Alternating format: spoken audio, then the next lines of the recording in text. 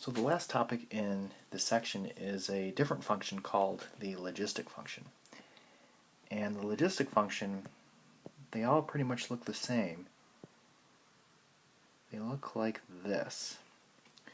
So there's initial rapid growth, there's a point of inflection,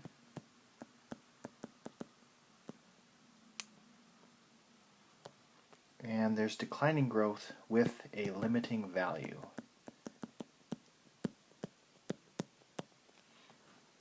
So it's initially very rapid, and then there's an inflection point where it changes, and then it starts to decline, and then there's a limiting value, or a ceiling, and it won't get past that value.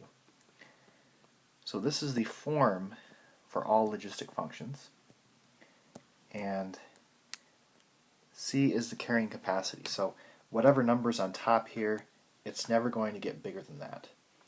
And the initial value of the model is this. And that really just comes from if you put 0 in for x here, then this is what it will be equal to.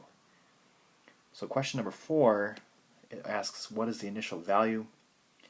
That would be 1000 over 1 plus 999, which is 1000 over 1000, which is just 1. Evaluate f of 2.